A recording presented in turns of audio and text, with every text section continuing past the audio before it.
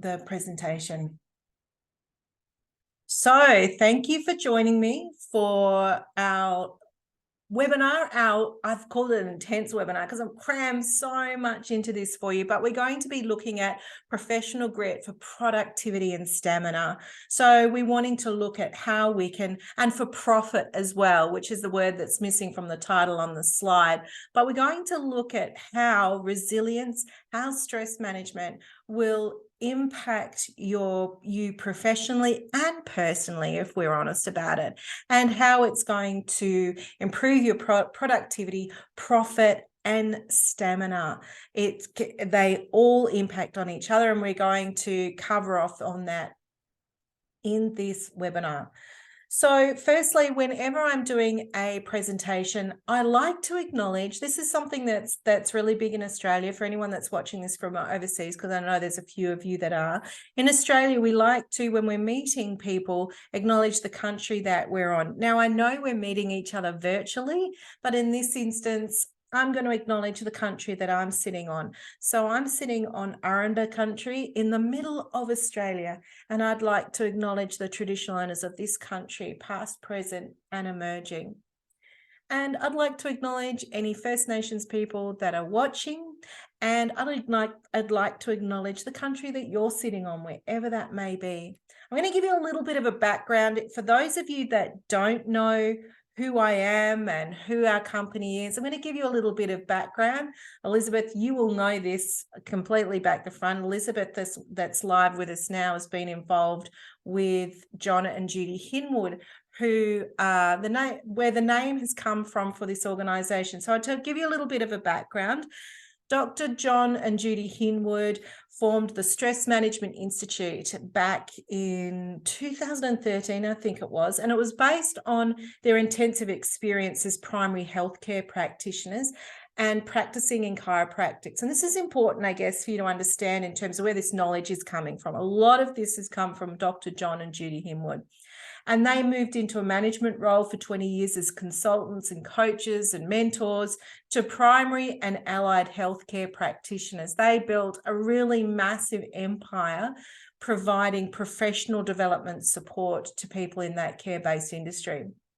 They were amazing coaches and mentors, particularly to me. However, in October 2020, Dr. John Hinwood died of, and I can never pronounce this, mesothelioma, which is the cancer that comes from asbestos. And John's passing absolutely rocked the world. And as word spread that John was living his last days, both he and Judy were getting messages from around the world. I'm sorry, I'm just going to pop everyone on mute there. Sorry. Go back to where I was. Phenomenal influence, these two guys, and provided so much information to people around the world, and were leaders in that stress management space. Now, when John got really sick, he realized that he had this lifetime of intellectual property, and both he and Judy did. And my colleague and I, Michael, were working with John and Judy to try and work out a way we could preserve all of that knowledge. And then, long story short, we said, well, what if we combine forces? What if we work together? And so Michael and I, this is Michael here, Michael and I decided to combine efforts to create a brand new company so we could take on all of John and Judy's intellectual property, plus we're bringing into this all of our intellectual property as well. So it's kind of like there's 4 people in the partnership. Judy still gives us guidance and mentorship as possible, but she's well and truly retired and enjoying that retired life, but she can't help herself. She does a little bit along the way.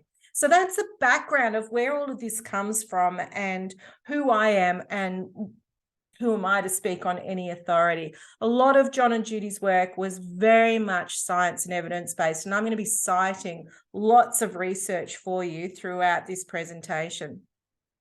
But I want to focus on what this is a principle, a foundational principle of what we see with the leaders that we're working with.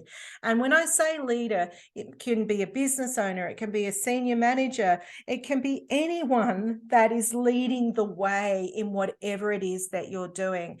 And we have found that there's typically these 6 pillars of impact. I know for myself, I started out in time management, and I realized that so many people were stressed.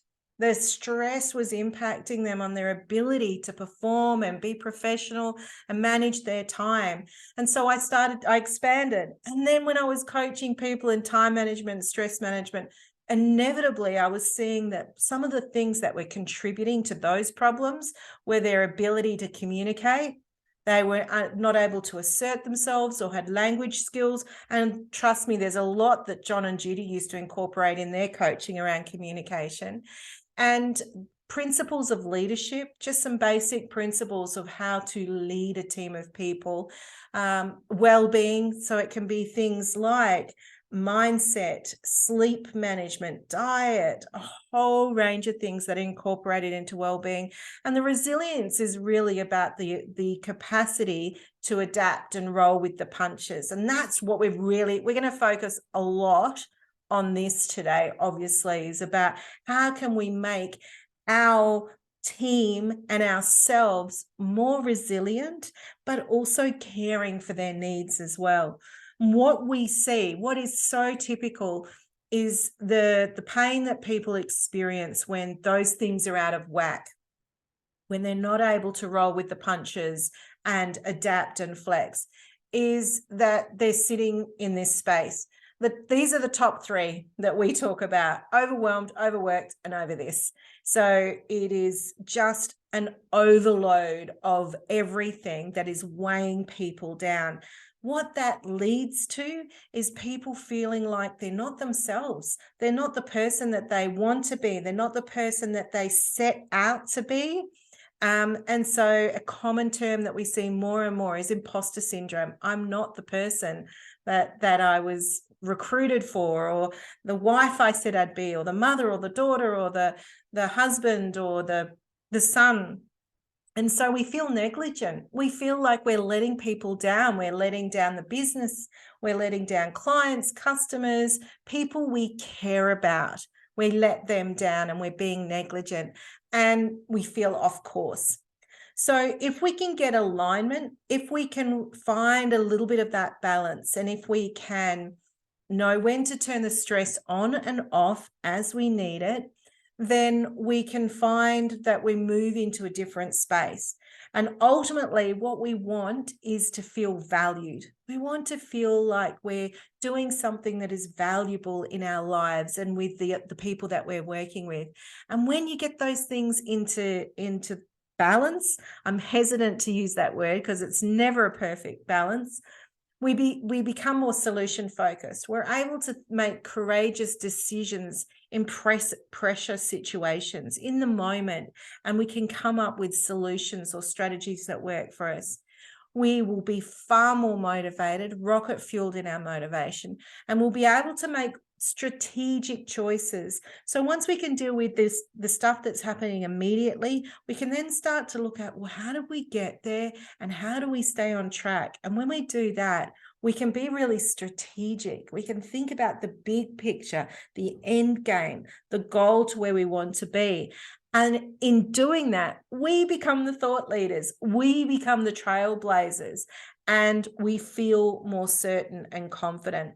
So look, I'm only going to scratch the surface today on all of that, but this is the goal that I want for you to take away, in whether you take some of the stuff that I'm sharing with you, whether you apply some of the theories in your own life, or if you want to talk to me more about the bigger picture. And I'll cover off on that, of course, at the end about what options are available to you.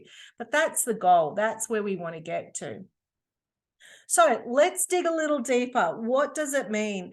What do we see? Now, this study, this was a favorite one of John's that he used to share. It was a poll that was done in 2015 by Lifeline. Lifeline haven't done one since then, but there is, particularly since COVID, there's been so much more research. And I'd be interested to see if this is still the same. 90% of adult Australians feel stress in at least one important area of their lives. And the reason this is important is that if you feel stress in one of those areas, you're not alone. Most Australians feel like that. So those important areas are things like finances, relationship, work, home, health, the cycle of life. They're the key areas that they defined.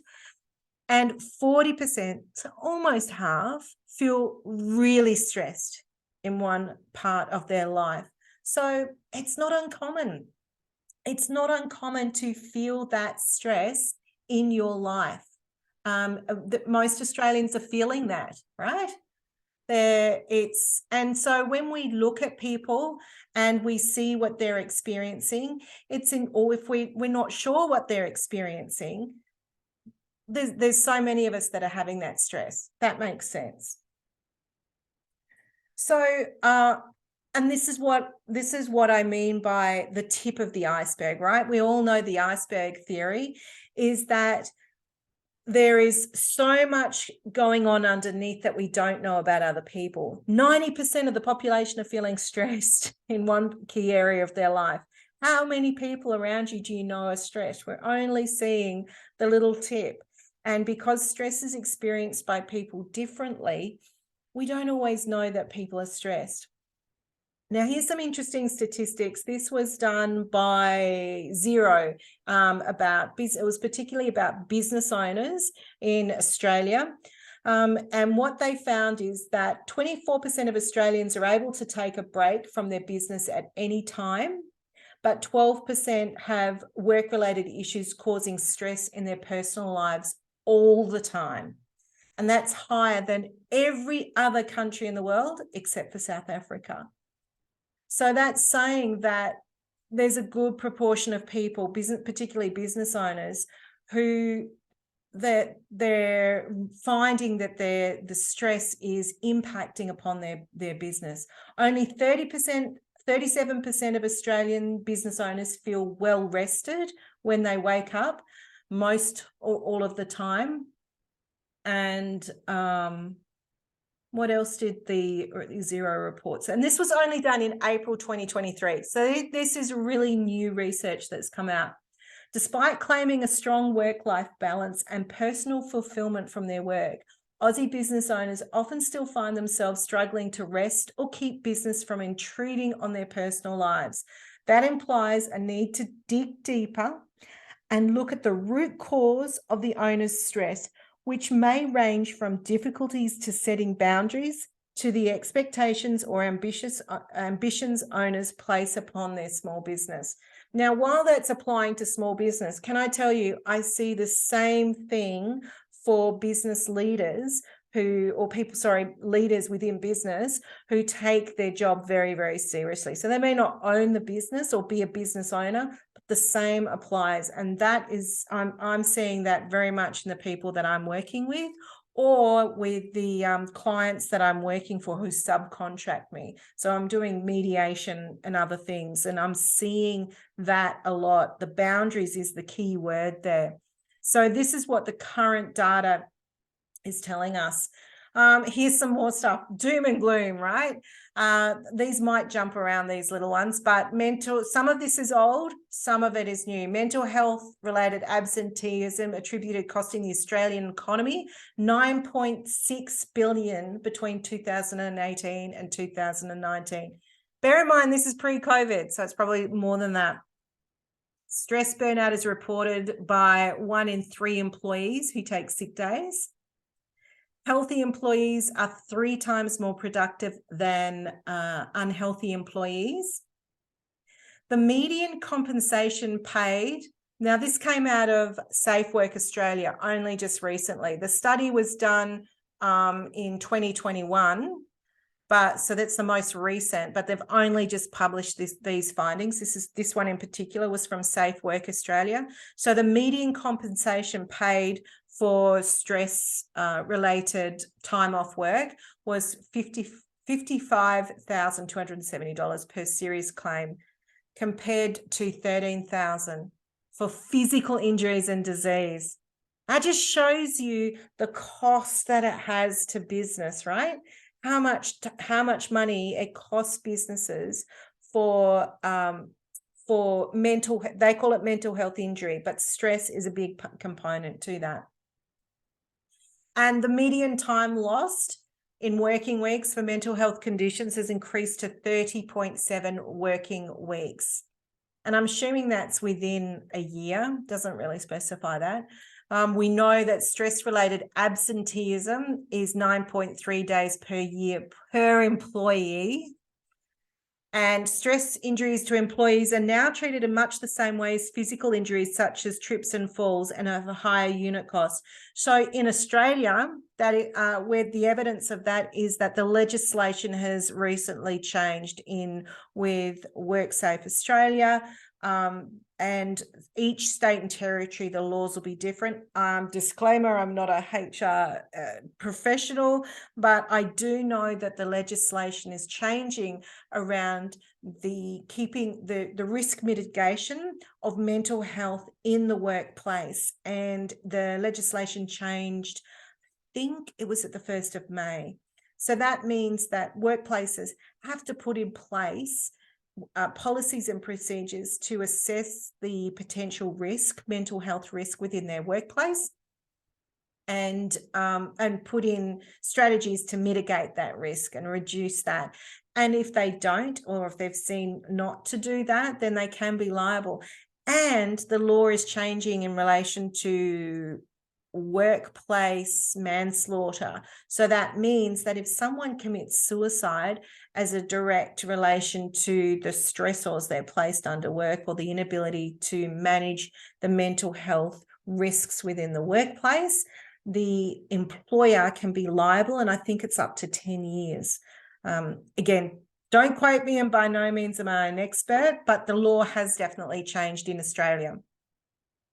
In 2019, the World Health Organization classified burnout as an occupational phenomenon resulting from chronic workplace stress. Workplace is the key word there, workplace.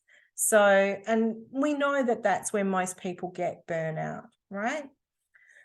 Some more data for you. So you probably can't quite see the information down there, but the information has come from Beyond Blue. It came from AIG's Absenteeism Presenteeism report, and from the most recent Productivity Commission inquiry report, which was huge. It was 2 volumes in June 2020, and the report from Safe Work Australia. A little bit more data for you. This comes from Deloitte. And this is comparing the experience for the C-suite executives to employees. And so this is really interesting, that what came out of their surveys, around 1 out of 3 employees and executives are constantly struggling with fatigue and poor mental health. So, and this is the percentage who said they always or often feel this way. And exhausted is an interesting term, or stressed, but you can see this is not dissimilar to what I showed you in those earlier slides, right? The overwhelmed, overworked, over this. So the higher percentage is in these areas. That's what we're seeing. 70% of C-suite employees are seriously considering quitting their job for another one that better supports their well-being. So this study that was done by Deloitte, this was done after COVID. I think it was 2021 that this research was done. And so there was a massive shift. People are now, having been under immense pressure through COVID and all of the stresses that caused in the workplace, people are now going, enough. I want to prioritize my well-being, which is the good news, I guess. Both executives and employees are finding it difficult to prioritize their health. Prioritize is the key word here, right? So this is where the time management and stress management go hand in hand, is being able to manage time and place the importance of health in your calendar and schedule. And see how the numbers for the C-suite is higher. So we're seeing those people in leadership positions are on a trajectory of burnout because they're not able to prioritize their health. So it's becoming an issue. Now I'm just going to play a little video for you before I play, and I'll just have to stop sharing in order for me to be able to change the settings on my Zoom. But what I want you to start to think about, I've given you all the doom and gloom, the statistics about what we're seeing in the workforce. It shows you the cost and why it costs business, why it can cost you in terms of your health.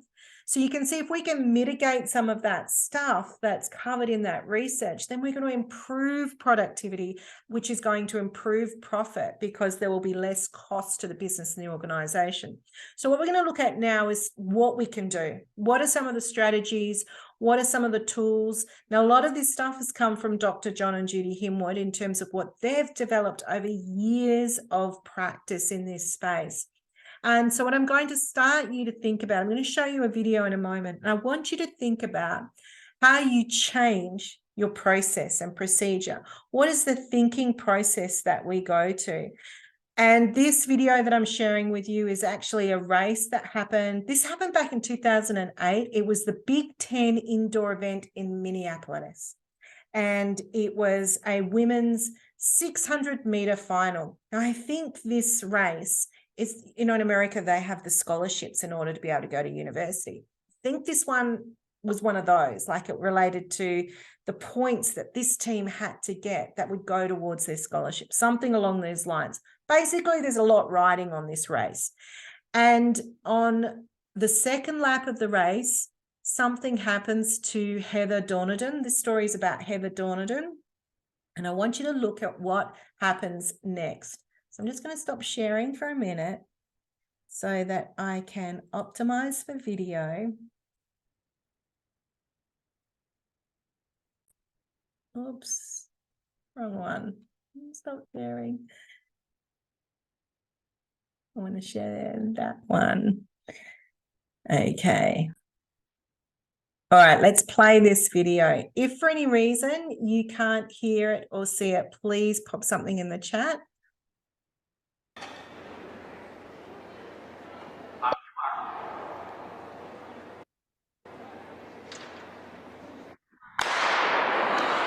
The 600-meter underway. Heather Donerdan in Minnesota finished second in this event a year ago. She is in lane 4.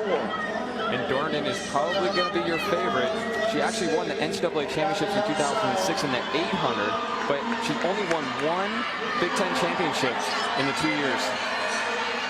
3 laps in this event, 600 meters, 3 times around the 200-meter track here at the field house. What a bold move by Fawn. She's looking very confident, and the Penn State runner is just running amazing today. She did win her heat in the 400, but ended up taking 4th overall. That's Fawn Dorr moving into the lead, a sophomore from Penn State. Donerdan running second. Donerdan last year scored 23 points for the Golden Gophers in their Big Ten championship, so they're really relying on getting a lot of points from her this weekend, and she's just coming by Fawn Dorr now in the home stretch, heading into the bell lap. Oh, down. Donerdan falling down, gets up quickly, but that's going to cost her. Lucky she wasn't injured. Her teammate just went to the front, though, so they may be able to recover from that. And Donerdan is flying down the backstretch. She is catching up. She is going to catch Fawn Dorr, and she may catch the leaders. Wow. Wow. She's got Fawn. This is a gutsy effort by Donerdan. Can she pull it off? She's moved into 3rd. Donerdan coming down the stretch from the outside. Donerdan coming on strong. Donerdan all the way. Donerdan. Yes, she did it. Wow, unbelievable. That is amazing. To fall in a 600, I mean, this is basically a sprint. I mean, this is an extended 400, basically. To fall with 200 meters to go and get up and win, that is unbelievable. Unbelievable. That's one of the most exciting races I've seen. Here's the fall. Oh, she trips on Fawn's shoe. It looked like Fawn just clipped her heel, and she went down just before the bell lap. Fawn Dora had to high hurdle her to avoid a collision. And she is powering down this home stretch, just doing everything she can to win this heat. There you go. Well, it's amazing, amazing video, isn't it? It's become quite famous, that video. And well, that story actually has become quite famous. Heather has been, oops, I just popped myself on mute, didn't mean to do that. Heather has been interviewed so many times since she did that race, because it has become such an inspirational story. So when she was interviewed, what she said was that she was making a move to pass another competitor, as you saw in the video in that last lap. And she said she didn't account for how much space in her long stride. And she felt her heel get clipped.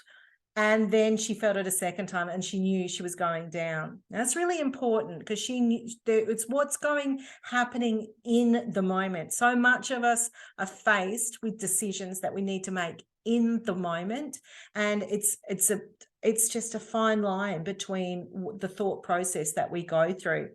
And when she was asked what was going through her mind as she fell, she said, maybe I just closed my eyes tight and thought about the process of skidding to a halt on my stomach, or maybe the positive vision of what I was hoping to accomplish in that race was stronger than the adversity I faced, because I had no idea I felt like that. And it's interesting when we go through stress experiences, what we remember, what we retain. And the first thing she remembered seeing after the sensation of falling was her hand on the track, pushing off to go again. And she figured she'd just bent down at the waist, touched the track and kept running. She didn't realize she'd actually hit the ground. All she remembered thinking is, well, that's never good, having your hands on the track surface in the middle of the race. But she didn't realize she'd fallen that hard.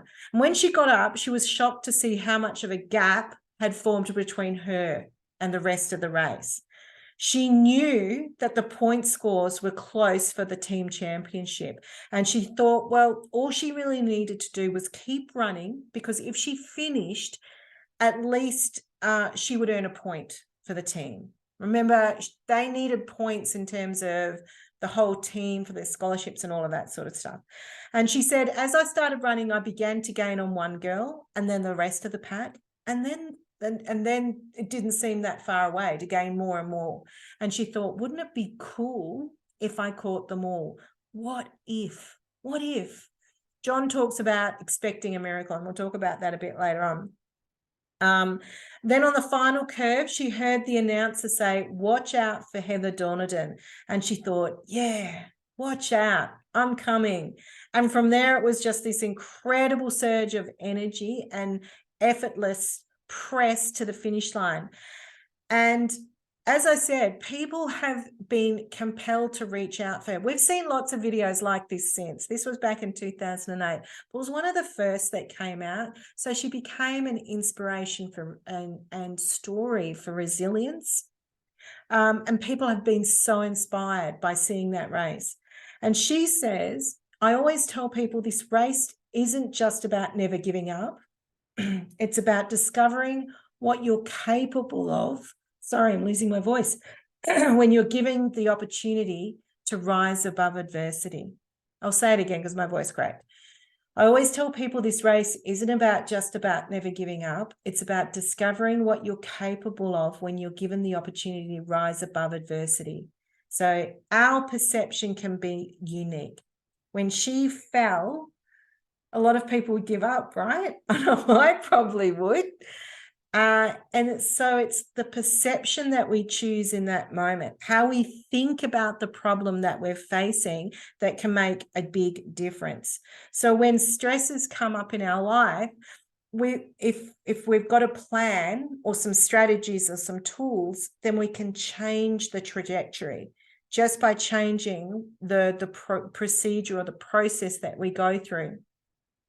So I'd be interested to know what you'd do in that situation. I'm just going to stop sharing so that I can change the sharing options once again for optimization for this presentation. So I think it's a lovely, I still love it, that story, as an example of what you can do to overcome those situations. And Tony Robbins says the same thing. He says it's the perception of the procedure, what you choose in those moments of adversity, that make the difference in terms of you being able to bounce and get through the challenges that you're faced with. So what we know, this is what we see in terms of this is a biopsychosocial model of how stress works. So we're looking at what happens in the body, what happens socially, what happens mentally when we're faced with challenging situations, particularly for most of us, it's in the workplace. And it's the combination of biology, psychology, and the social environments.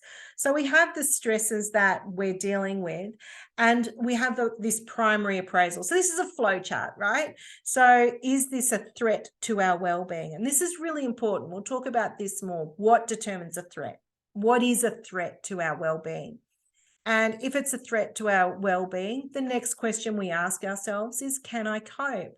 What are the coping mechanisms? Can I get through this? Can I survive this? And if it's yes, then we move ourselves into a position of strength.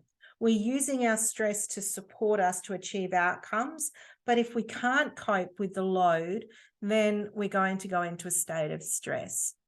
And so what we want to do is look at the ways that we can get in early on this flow of stress.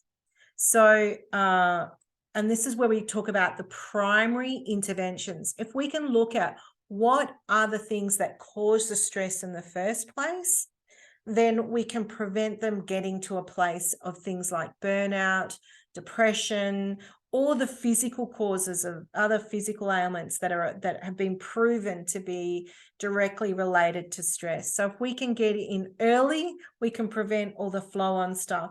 This stuff is the secondary intervention. So, okay, we couldn't stop the stress from happening. There's some things that we can't control, like, for example, an angry customer or a client. With these things we can put in place to stop that happening, but sometimes they do happen, and we have to use tools and strategies in the moment to make those decisions. How are we going to act? How are we going to respond in order to mitigate the stress?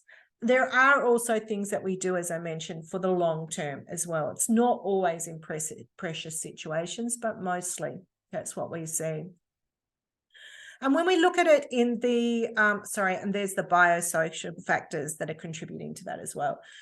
When we look at it in the workplace, this is typically what we see, and no one really thinks about this in a bird's eye view. So if we look at the scale, we can see the cost is great down here, the low, and it's low down here. The effectiveness is great up here, but it's low down here. So if we can look at that primary intervention to stress within the workplace, it's going to save us money in the long term. And I've given you the data around that, what happens when we don't. So we look at things like, is the culture, what the organization says it does, match what you're actually doing? That's a big one. That's one that we see where there's a misalignment. We say we're this, but this is what the reality is of working in this place. And it can be around the processes, the organization, the support mechanisms that are in place. Culture is huge, leadership is huge, job demands huge. There are all those things that sit up there. And I can't tell you how much of this, when it's not handled properly, leads to me doing mediation or conflict coaching down here, because this stuff hasn't been managed correctly. The other thing that I often see as well is change management. When change management is handled really badly up here, then it leads to significant consequences down here. So this is where we can actually make a lot of difference in here, is the stress management education, the training, the resilience, the the team building that incorporates well-being into it as well, and not tokenistic well-being. There's too much, people recognize there's a problem, but sometimes stuff is tokenistic. So we need to be able to put things in place that are ongoing and evolutionary to the nature of the workplace, and innovative and adaptive. Big ask, but it is possible. Like I said, we're just scratching the surface here. So I guess we need to understand, what is stress? Like, what is the definition? How do we understand what that looks like? Lazarus was considered to be one of the academic gurus of stress. And what he says, I love this definition. It just makes it so clear to understand it. Stress arises when individuals perceive that they cannot adequately cope with the demands being made on them with threats to their well-being. Now, a threat to your well-being is an interesting one. What we need to feel good is different for everybody, right? If we went back 100 years ago, and this is what Dr. John Hinwood used to say, we'd be worrying about, probably not 100 years ago, 150 years ago, we'd be worrying about whether or not the wheel was going to fall off our horse and cart, right? These days, the things that are a threat to our well-being are, am I going to find a car park for this meeting I'm going to because I'm already late? Is that going to have consequences? I can't find my wallet. I can't find my mobile phone. I can't connect to the internet. My internet keeps dropping off. Like, we're not going to die, are we? Right? And when we look at stress and talk about the fight, flight, or fright and fright phases, sorry, it's a mouthful, that comes from a very primal physical response. As a species, what we need to do to protect ourselves from predators or threats. That response is same in our body as it is for losing our purse, our wallet, our internet. It's a threat to our well-being. And there's a primal part of our brain that doesn't understand the difference between a real threat, like life-threatening, or a perceived threat, which is, oh, I might lose my job.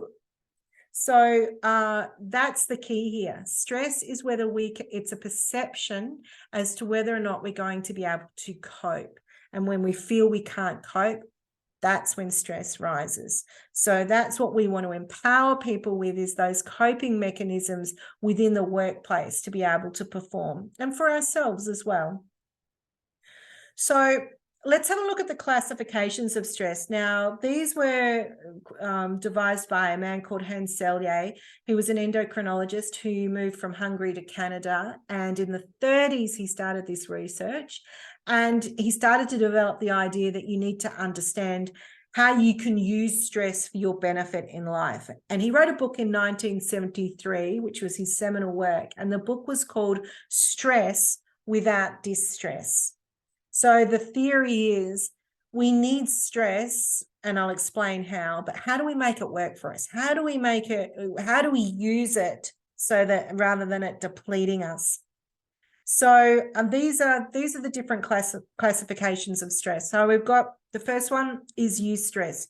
Eu as in euphoria. This is typically a good stress.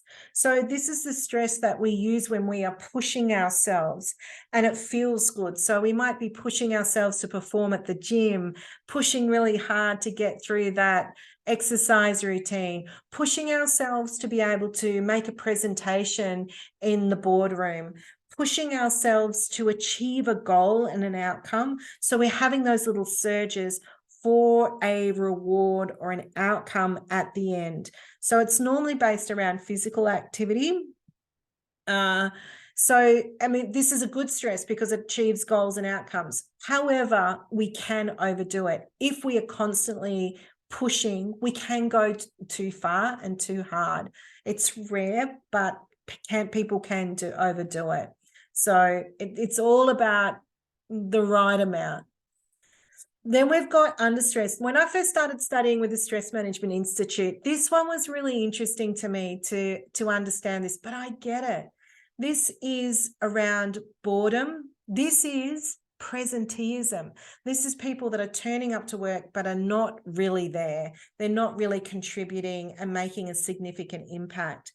And I've had jobs like this. I had a job where I was working for an organization. There was a new manager. The manager didn't appreciate me, didn't understand what my job was. And I was basically just rocking up every day. I wasn't included in meetings. My ideas weren't validated. And half the time I was just stuffing around on the computer. Can I tell you that going to work every day, I felt stressed. I'd wake up on Monday morning and going, I hate my job. I don't know, I'm invisible, I'm not appreciated, and it gave me a level of stress.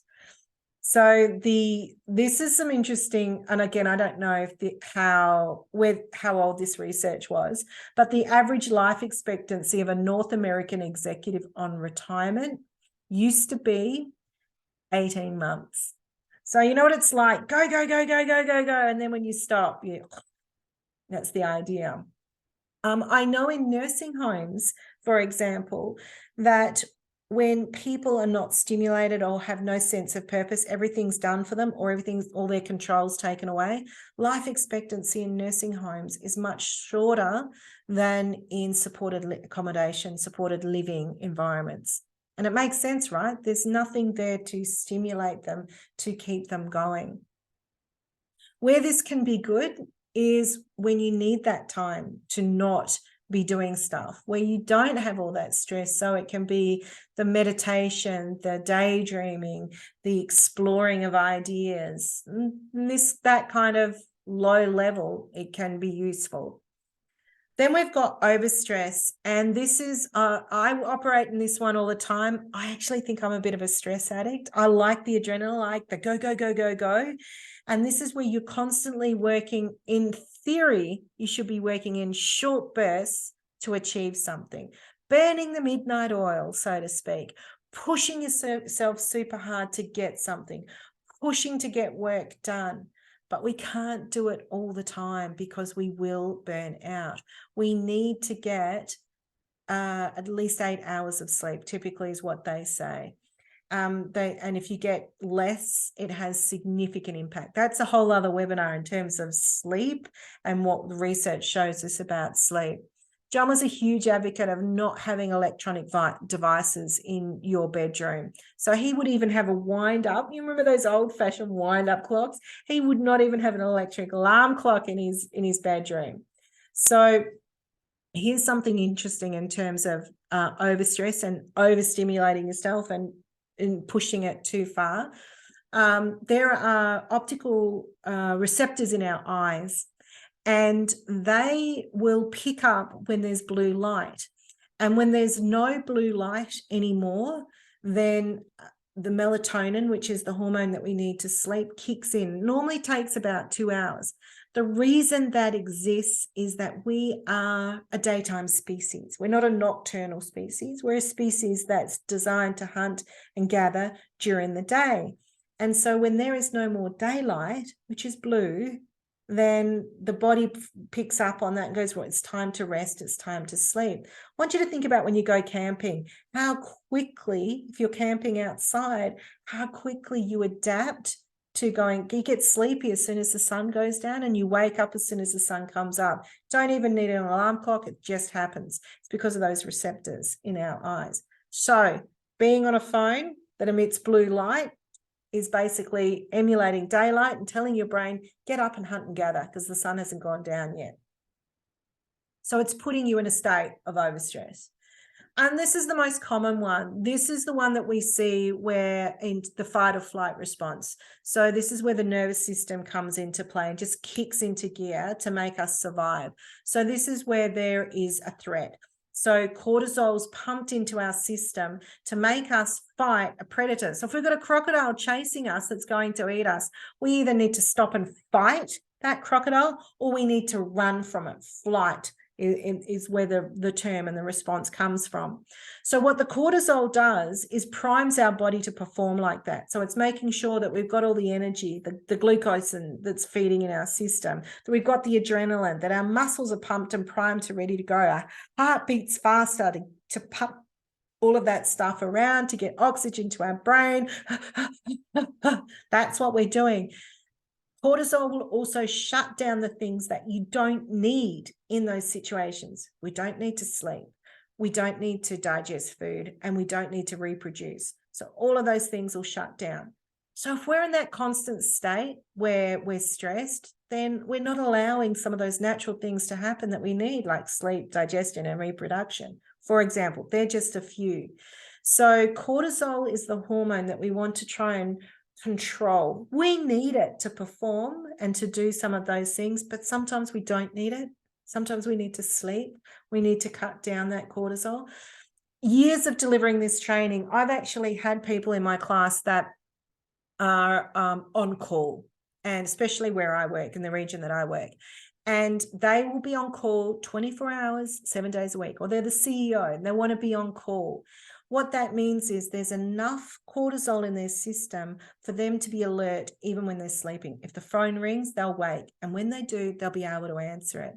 Now, those people in my classes that have been like that, can I tell you, they have had massive health issues. A lot of them are related to their gut. So that's what one person told me, they have 1/3 of their gut removed. So we want to be able to control that cortisol. As I said, the amygdala is a part in our brain, which is the first part of, as we evolved as a species, that was the first part, the very primal part. They call it the reptilian part of our brain. And it's like a smoke alarm, like the smoke alarm in your house. Doesn't know if it's burnt toast or the house is burning down. It just knows that there's smoke and goes beep, beep, beep, beep. The amygdala is like that. It doesn't know if it's a crocodile or you've lost your wallet. It just knows that there's stress happening for you, and it pumps out the cortisol and hormones that you need. So they're the theories of stress in terms of the different classifications. Now, this is where it comes into play in terms of the workplace. So what we see is that this is where we know that we need a little bit of stress. And this comes from the American Institute of Stress. And it's a very commonly used graph and diagram to explain how stress works in terms of performance, particularly at work. So we need a little bit of stress to perform. If there's no arousal, no stimulation, then the performance is low. And you know what that's like? Yeah, just cruise. If there's no deadlines, for example, with the work that you're doing, if there's no pressure, you go, oh, I've got plenty of time, probably never happens, never gets done, right? So we need something that puts a little bit of pressure on us in order to create some healthy tensions in order for us to perform. I have to have weights to build muscle. Most of us like to sit here. That's very comfortable. We want to sit where there's a comfortable level of tension. Most people don't want to push themselves beyond that. And the risk that we have is here, the tipping point, basically. If we push ourselves too far, we go into a state of fatigue. And this is where in excessive levels, it leads to breakdown. So the stopping is not by choice. It's because we're physically, mentally, emotionally, spiritually forced to stop, make choices. And so it starts to lead to exhaustion and ill health. So we know that so many health-related issues come from prolonged stress, for stress that's not treated. So unfortunately, workplaces can put people in that, operating in this space for too long. I was talking to a client who I'm just about to start working with, and she said, it's been 9 days and I haven't had a break, and I'm working 10-hour days. And I said, it's not going to happen straight away, but we need to implement some change now. You're going to get very, very sick. So the balance is finding the right amount of pressure, right? All right, I'm going to show you another little video here. I'll just stop sharing my screen so that I can optimize. It's a quick little video from a rabbi. And I love the way that he contextualizes his story. Okay, tell me if you can't hear it or see it. There's something I want to tell you about the stress and how we have to look at stress, okay? And I think it's an important thing because many people have told me from my lectures it's the one thing they remember, okay? I was sitting in a dentist's office, and Looked at an article that said, how do lobsters grow? Well, I don't care how lobsters grow. But I was interested in it. And it points out that a lobster is a soft, mushy animal that lives inside of a rigid shell. That rigid shell does not expand. Well, how can the lobster grow? Well, as the lobster grows, that shell becomes very confining. Right? And the lobster feels itself under pressure and uncomfortable. It goes under a rock formation to protect itself from predatory fish, casts off the shell, and produces a new one. Well, eventually, that shell becomes very uncomfortable as it grows, right? Back under the rocks. Good. And the lobster repeats this numerous times. The stimulus for the lobster to be able to grow is that it feels uncomfortable. Right? Now, if lobsters had doctors, they would never grow, because as soon as the lobster feels uncomfortable, goes to the doctor, gets a Valium, gets a Percocet, feels fine, never gets off its shell. So I think that we have to realize that times of stress are also times that are signals for growth. And if we use adversity properly, we can grow through adversity. I love that. Do you like that? Do you like that little story from the rabbi? I love that one. And what it reaffirms for me is particularly the coaching that I'm providing leaders to be more resilient is to be able to learn from those stressful experiences. What we know about leadership is that it is changing all the time. Even generationally, we're needing to do things differently. So part of that is being able to adapt to our environment, adapt to the changing needs of our environment. That's what resilience can do for us if we can find the skills and the techniques to be able to do that. And if we put this back into a business context as well, then change is inevitable for all of us. It's inevitable for the lobster.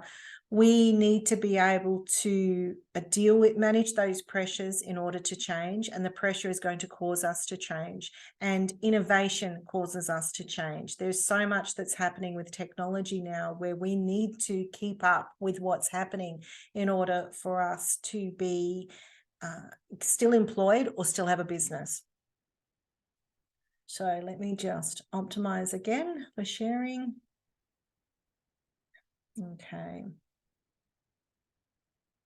So let's look at what some of the factors, and I'm just going to touch on this briefly, but what we know is that there are 3 key factors that will cause the stress for people, that will contribute. And there is trauma, which can be physical trauma. So that can be things like accidents and injuries and that kind of trauma. There are toxins, which can be the toxins in our environment, in our food. The way food has changed over the years is extraordinary and scary. And then there's the thoughts, and social media has a big part of that. I love TikTok, but it's also a scary place. I absolutely love TikTok. Lots of endorphins that come from that, right? Very addictive. However, what we know is that platform in particular, but all social media, feeds you what you like. And if you are focused on negative things, it will feed that to you. So it can have a counterproductive effect as well. So here's a tip. I'm going to be giving you tips and strategies. This is one. In terms of social media, let it know when you don't like what you're seeing. TikTok does that really well. It actually has a feature to say, I don't want to see any more stuff like this. So if you're feeling triggered by what you're seeing, limit when you're on the platforms, or tell the platform that you don't want to see it. So that's where the thoughts can impact upon us. And so again, a really simple flow chart is that these factors contribute to stress. This then leads to, we obviously respond negatively. So if you think about it in terms of the foods that we eat, we can have negative behaviors that don't contribute to our well-being. Trauma can cause negative behavior for us that doesn't support us in the environment if it's not treated and not managed. And so the negative behavior leads to us not feeling at ease. In other words, we feel a dis-ease. And what I'll often say to people in delivering this training is what leads on from here is ill health. So if we're not dealing with these things at this level, then this is the long-term impact. So, and there's many things that there's lots of, we can have physical trauma, mental trauma. There can be physical, food toxins, environmental toxins, or toxic work environment. Thoughts can be around a whole range of things. So there's great complexity to all of those things. What I'm going to show you next is a slide, and a number of words are going to appear. And what I want you to think about is, how does stress manifest for you? How do you know when you are stressed? And this was a game changer for me when I studied stress, because everybody experiences stress, particularly physically. Everyone experiences stress differently. And there was actually some research that was done out of Macquarie University. And it's great to see some stuff coming out of Australia that showed that there's 5 key areas, which I'm not covering in this training today, but there's actually 5 key areas that now that people, the way that they describe that they are stressed, there's 5 different ways: behavioral, cognitive, physical, whatever. So they go, basically what it means is, I know I am stressed when I experience stress in this way. So this slide I'm going to show you is just an example of that, touching the surface to say, how does it present for you, right? So as they appear, I want you to think about, write down any that resonate with you. It is different for everyone. It's different for everyone in terms of how we know when we are stressed.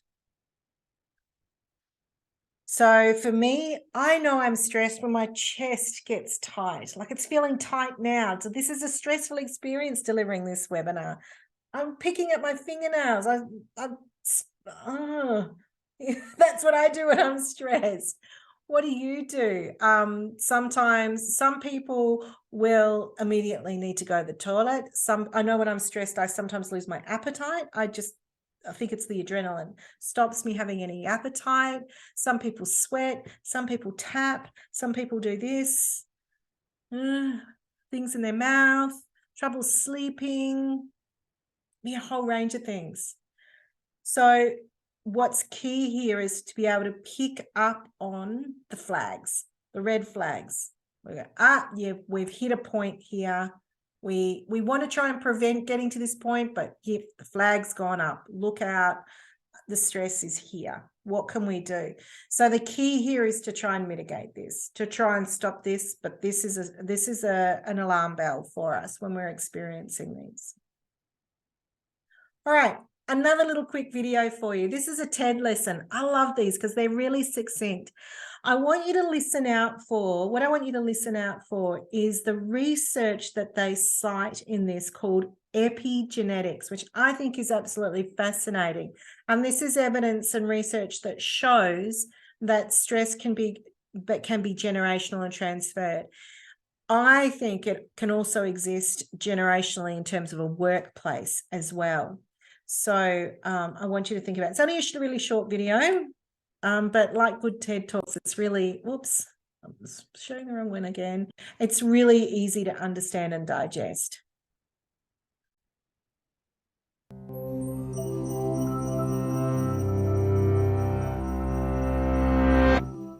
Are you sleeping restlessly, feeling irritable or moody, forgetting little things, and feeling overwhelmed and isolated? Don't worry, we've all been there. You're probably just stressed out. Stress isn't always a bad thing. It can be handy for a burst of extra energy and focus, like when you're playing a competitive sport or have to speak in public. But when it's continuous, the kind most of us face day in and day out, it actually begins to change your brain. Chronic stress, like being overworked or having arguments at home, can affect brain size, its structure, and how it functions, right down to the level of your genes. Stress begins with something called the hypothalamus-pituitary-adrenal axis, a series of interactions between endocrine glands in the brain and on the kidney, which controls your body's reaction to stress. When your brain detects a stressful situation, your HPA axis is instantly activated and releases a hormone called cortisol, which primes your body for instant action. But high levels of cortisol over long periods of time wreak havoc on your brain. For example, Chronic stress increases the activity level and number of neural connections in the amygdala, your brain's fear center. And as levels of cortisol rise, electric signals in your hippocampus, the part of the brain associated with learning, memories, and stress control, deteriorate. The hippocampus also inhibits the activity of the HPA axis, so when it weakens, so does your ability to control your stress. That's not all though. Cortisol can literally cause your brain to shrink in size. Too much of it results in the loss of synaptic connections between neurons and the shrinking of your prefrontal cortex, the part of your brain that regulates behaviors like concentration, decision-making, judgment, and social interaction. It also leads to fewer new brain cells being made in the hippocampus. This means chronic stress might make it harder for you to learn and remember things, and also set the stage for more serious mental problems like depression and eventually Alzheimer's disease. The effects of stress may filter right down to your brain's DNA. An experiment showed that the amount of nurturing a mother rat provides its newborn baby plays a part in determining how that baby responds to stress later in life.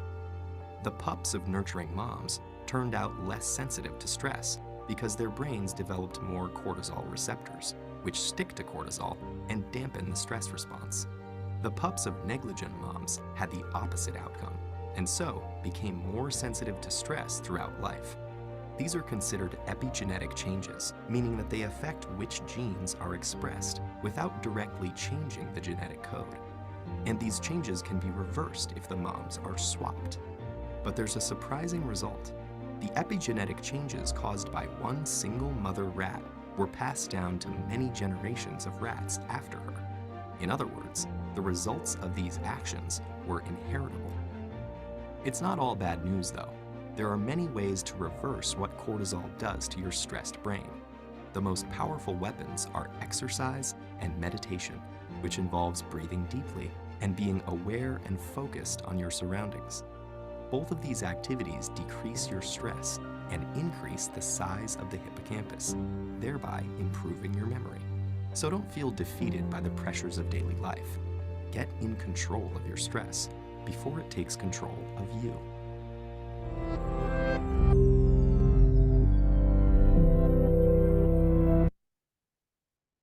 Alrighty. So yeah, there was a lot in that. I think what I found really useful about that is understanding that epigenetics and how easily it can be reversed. And it's really interesting what was mentioned too about the memory, because and how cortisol can impact on the reducing the synapses and memory. The research shows that when people experience significant physical burnout from stress, so adrenal fatigue and all of those things, some of the symptoms that people will experience is not being able to retain information, not being able to read, not being able to learn new things because they're at that point of exhaustion and burnout, and their memory is being impacted. But there's obviously the long term, there's an association now between high levels of stress and Alzheimer's and dementia as well. There's a lot of research around that. So emotional resilience, when we're talking about having grit and having that stamina, it's your ability to be able to adapt in stressful situations or crises, being able to manage in that moment and in pressure situations. And the more resilient people are agile and can roll with the punches or bounce back and adapt to adversity without lasting difficulties. The analogy that I once heard someone say, I can't remember who it was, who said it, but it was a lovely analogy that when we've got all these things in our hand, we're juggling all these balls, it's the ability to know which one's a glass and which one's a rubber, which ones are going to smash if we let them hit the ground, and which ones are okay to bounce. And then that again comes into play with my time management work I do around prioritization. I liken it to a conveyor belt. We've got all these things coming at us. Which ones do we catch? We need to deal with them now. Which ones do we throw back further down the conveyor belt to come at us another time? And which ones do we let drop on the ground. So it's being able to make those decisions and knowing that we have the skills and capacity. I don't cover it in this training, but there's a brilliant TED talk by a lady called Kelly McGonigal called Make Stress Your Friend, or How to Make Stress Your Friend. And it cites a lot of the research that proves that changing the way you think about stress will actually change the physiological response. And the research that she cites, that she talks about, is the blood vessels. And when we allow ourselves, she talks about the research and experiments that were done. It's really interesting. When people are actually primed to think that stress is supporting them, and the other group are primed to think that stress is a bad thing, those that saw stress as something good and supporting them to do what they're wanting to do, their blood vessels were relaxed. Those that were stressed, constricted, which makes sense in terms of the relation between stress and cardiovascular disease, right? And interesting, I found really interesting about that is that that relaxed state of the blood vessels is also what you look like in a state of courage. So it makes sense, right? If we're able to deal with and cope with the stresses that we're facing, we go into a state of courage. Doesn't mean it's easier and we go, oh yeah, that's fine. It just means that we are feeling courageous and confident in that moment to act. For me, what I'm often equipping people with is communication skills or strategies that go, no matter what happens the other side of this decision, I know that I'll be able to deal with that outcome, whether it's a positive or a negative, I'll be able to deal with it. I'm going to make a choice in the moment and rest easy with that choice, because sometimes people go, oh, I just don't want to make a choice because it's all too hard and it's all too stressful. So mental toughness, the word grit is a term that researchers are now using to describe mental toughness. You will see this a lot. Harvard is in their articles refer to grit. It's something that's becoming more and more prevalent in the language. And research studies say that intelligence only accounts for about 30% of your achievements in life, and that's at the extreme upper end. Mental toughness makes a bigger impact than talent or intelligence. So if we're looking at how we want people to be more productive, to have greater profit professionally, this is where it comes into play, right?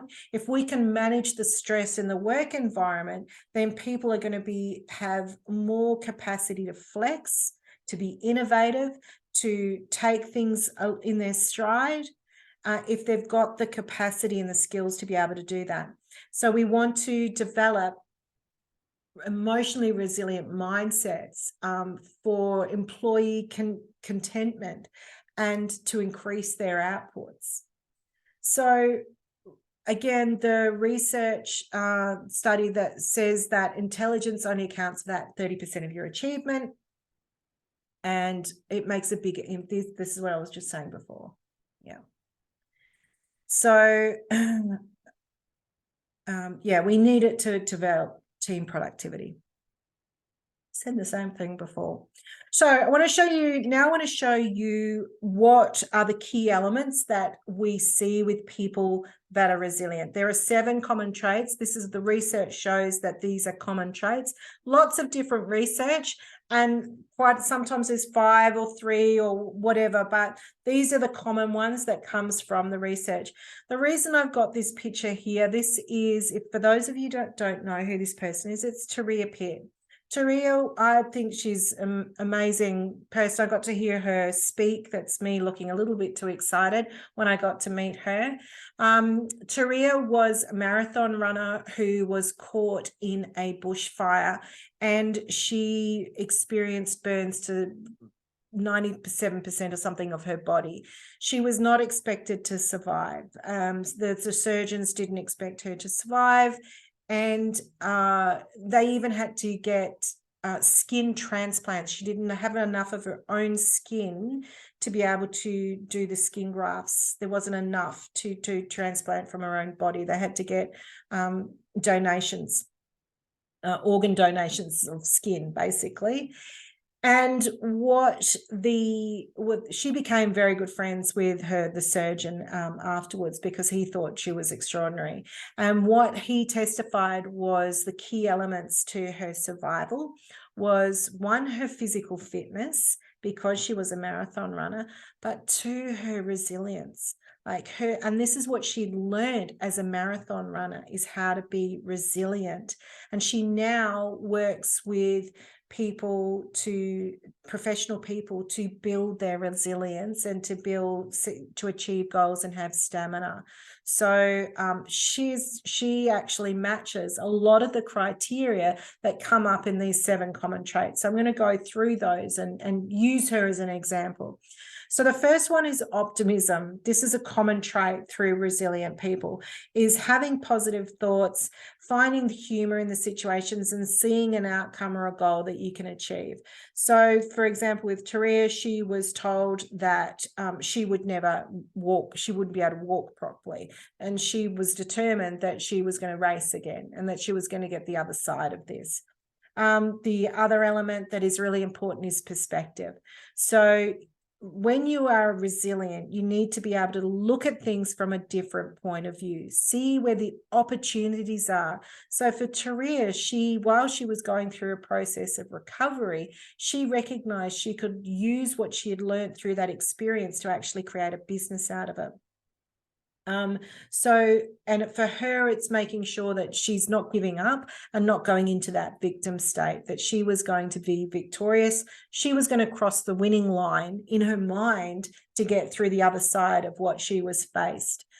And perseverance. You can imagine how difficult it was. The most painful experience for burns victims is not the actual fire, it's the recovery afterwards. And she would talk about, and she doesn't like talking about it publicly. She wrote about it in her books, and she said, if you want to know about it, read it. She didn't want to relive it. Having to change the skin grafts, like basically pulling the skin off and putting the skin back on in terms of changing the bandages. She had to persevere. She knew that she had to get through the pain to get to an outcome on the other side as part of her healing. So she wasn't able to, she often jokes about talking about her marriage, her lovely husband, and he was there with her when she couldn't get out of bed. He would lift her out of bed. She couldn't wipe her own bum because she was learning how to use her fingers again, because all her fingers were mostly burnt off. She couldn't do up her shoelaces on her runners. So she had to persevere through those challenges to get to independence. For her, she's emotionally aware. She had to deal with other people's emotions in dealing with her and her recovery.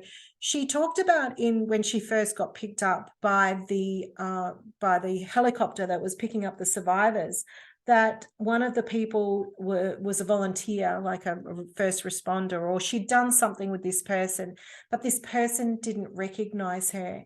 And Taria was going, it's me, it's Taria, don't you know, because she was so badly burnt. And when they went to pick her up, the skin was just coming off her. So that the trauma around the people around her meant that she had to be emotionally aware, not only of her own emotions, but those around her that were traumatized by what she was going through. So she had to have a level of emotional awareness to be able to not get caught out and to know where her boundaries and limitations were, like not speaking about the healing process as she got through the skin grafts. Taria is amazing at knowing what support mechanisms to pull in around her husband. She talks about how her husband supported her, the challenges of that, and her mum and her family. She knows exactly who to have around her to achieve the goals that she wants. She's still on this trajectory of things she wants to achieve professionally. So she knows who, in terms of what's needed for her to be a professional speaker now, to develop these programs, to make them online, to market them. She needs a whole different range of coaching as opposed to marathon coaching now. So she knows what support she needs to pull in around her. And resilient people are very, very good at knowing who to ask for help. Sense of humor. She's got a great sense of humor. She tells such funny stories as part of her recovery process. And sometimes all you can do is laugh, right? When you fall on your backside, you've got to have a sense of humor just to be able to get up and keep going. And that is a common trait for people that show resilience. And then there's choice. We talked about perception and procedure earlier on, but choosing in that moment. Now, Dr. Judy, one of her favorite sayings is sometimes choosing not to choose is a choice. Sometimes choosing not to make a decision. Sometimes people are asking you for an answer right now, and you can say, well, let me think about that for a moment. I'm going to tell you a story. This is one of Dr. John's stories, and I love it. And he shared this story with me about someone who's exhibiting emotional resilience in a really difficult situation. Now, John was sitting next to a Supreme Court judge at a dinner a few years ago, and the discussion came up about checking into airports. And the judge shared a story that he had recently flown from Brisbane to London to speak at a conference. And the person 3 people ahead of him in the queue at the check-in began to raise his voice, make demands, and he was becoming verbally abusive to the check-in agent. Now, others in the queue and surrounding queues became really stressed by this person's behavior. They really felt for the check-in agent, who was displaying just a lovely, wonderful, loving, caring manner. Throughout the barrage of abuse, she just smiled and held a calm, relaxed state. And as the abusive passenger walked away from the counter, he turned back to remind the check-in agent that if his bags were not the first ones off in London, then he would make sure that she would lose her job. The judge said that when he stepped up for his turn at the counter, the check-in agent was still calm, relaxed, and smiling. And the judge congratulated her on how she handled the extremely difficult situation. The situation that the angry, irate passenger had put her through. And he said to her, I admire your skills. And he said, I'm a Supreme Court judge, and from time to time, I've copped similar abuse from people I've sentenced, from when I've sentenced their family or friends. I've experienced abuse from family or friends in the gallery for the person I'm sentencing. And he asked her, how could you possibly remain so calm, smile, and be so pleasant? And her answer was this: both you and that gentleman are flying to London Heathrow. However, your bags will definitely be arriving in London, whereas that gentleman's, I can assure you, his bags will be arriving in Moscow. True story.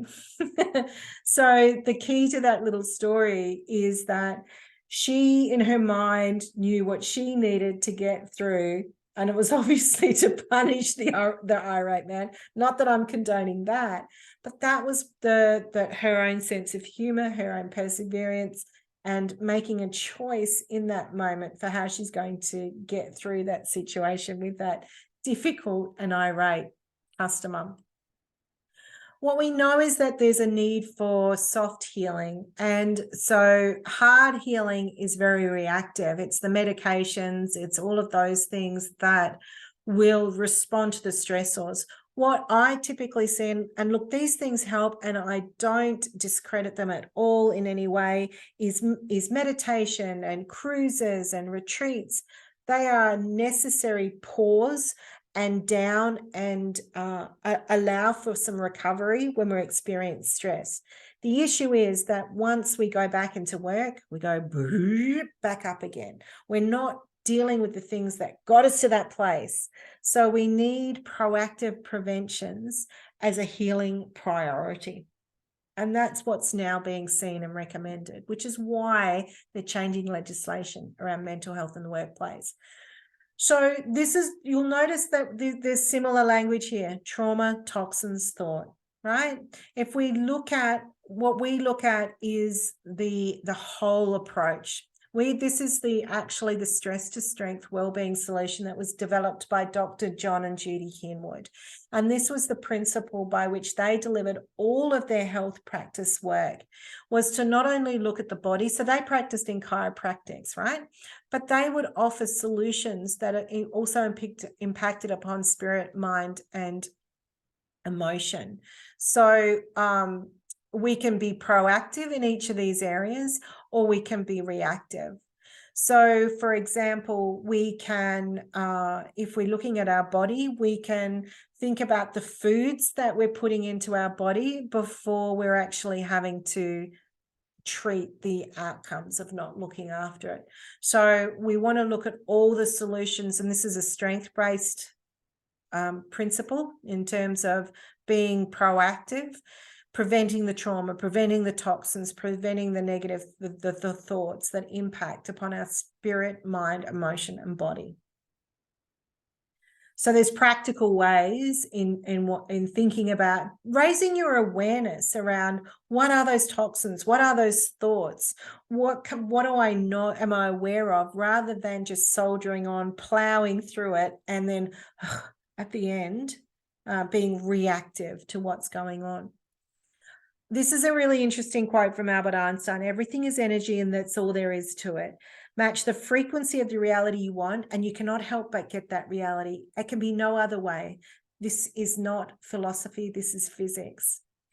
It is also philosophy, though, because this is my interpretation of that.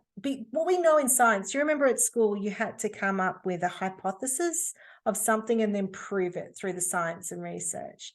We do the same things in terms of our resilience and stress management. We aim for an outcome, and then we look at how we get there.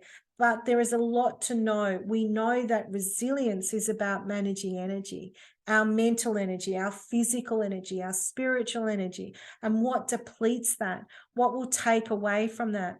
What we know, the research has shown that we need a 5-to-1 ratio of positive thoughts to counteract the negative thoughts.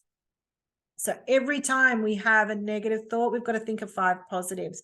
We are primed as a species to look for negative from survival, but it flows on from us. Research has also shown that kids with trauma even need a higher ratio than that. And this comes from a neuroscience specialist, Dr. Mark Wahlberg. So yeah, our DNA is programmed for the negative. Otherwise, as a species, we wouldn't survive.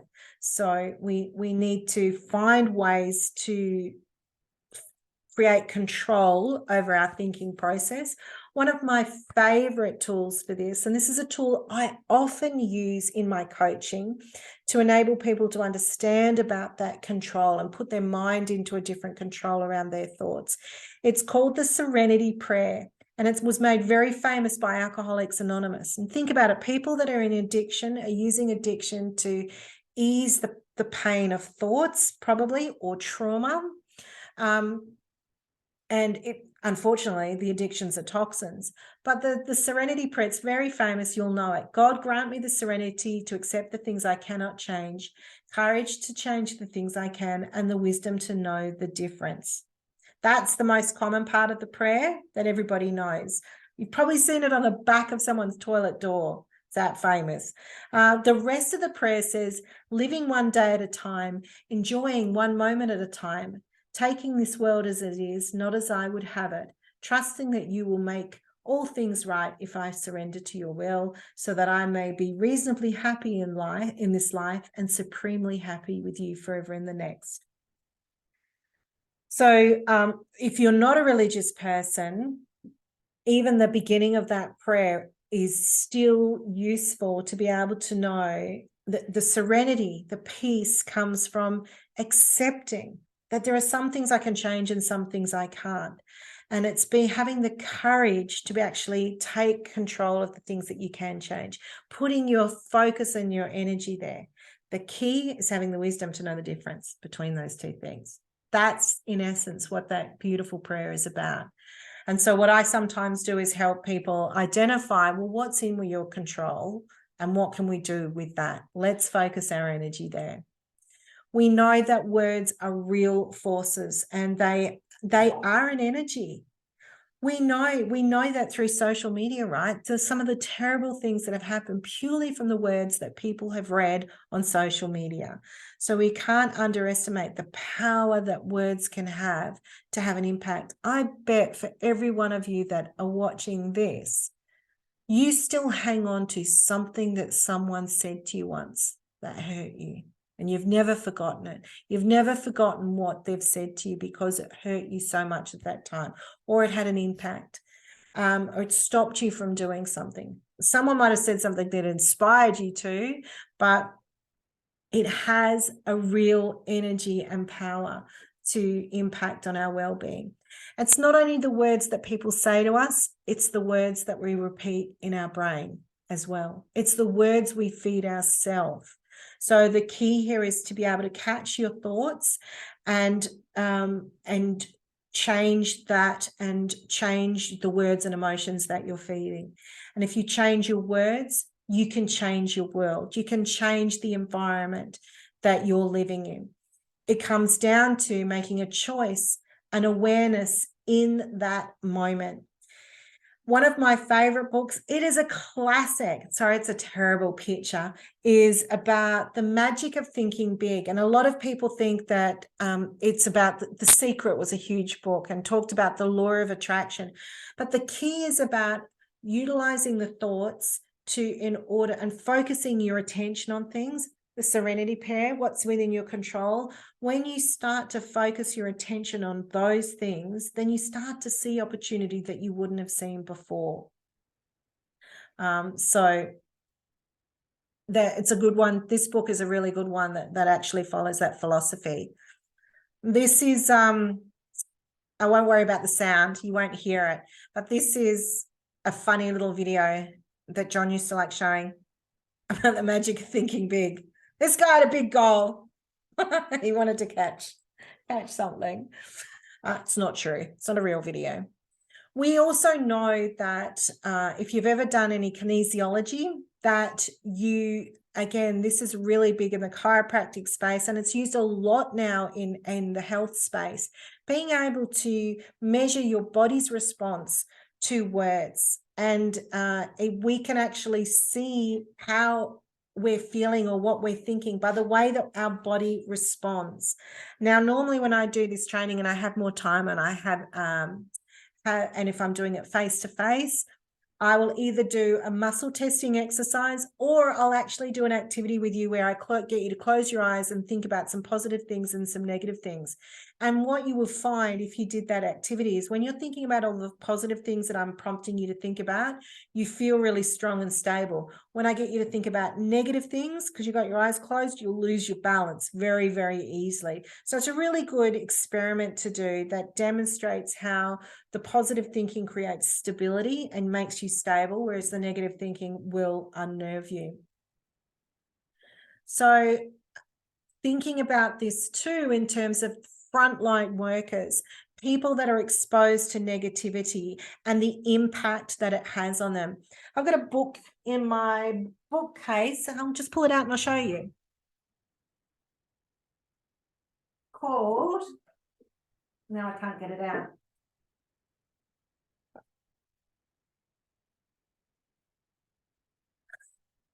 That wasn't planned. This is an impromptu, an example here.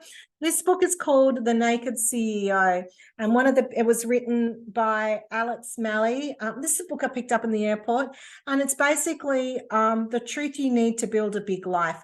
And he provides coaching support to young entrepreneurs.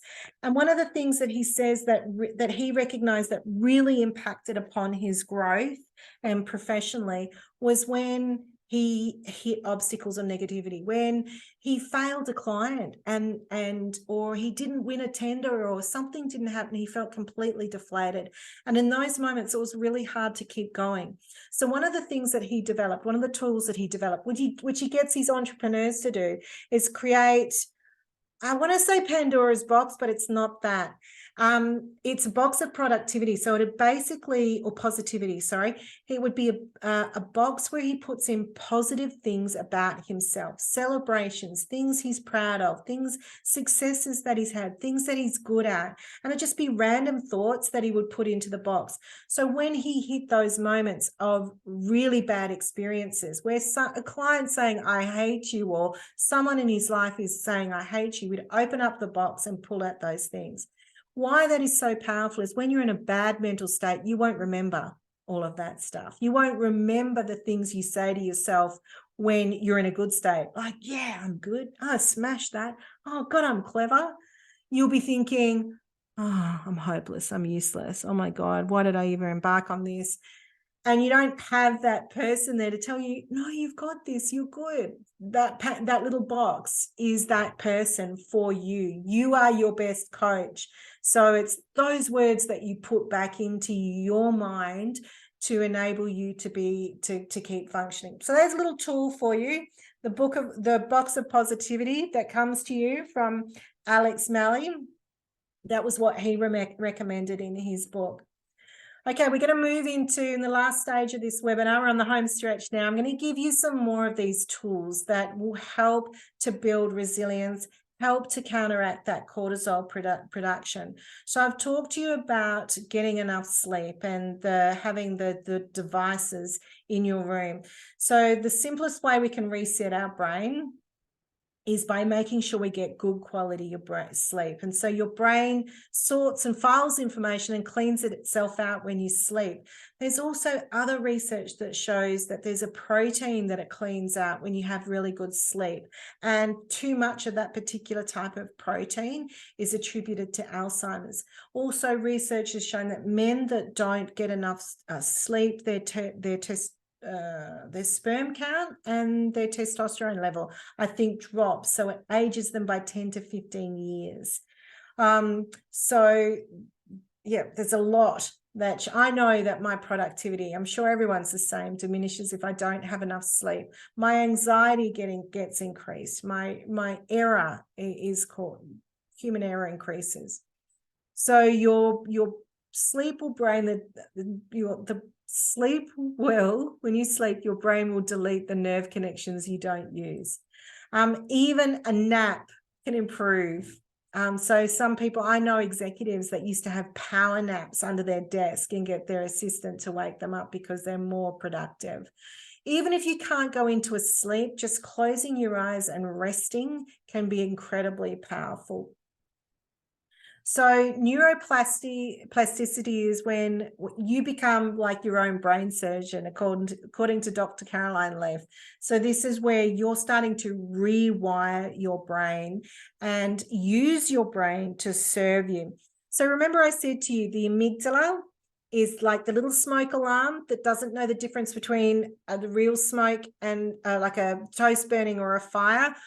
The good news is the neocortex, which is the more developed part of our brain, we can use that, the thinking and the creative part of our brain, we can use that to trick the amygdala.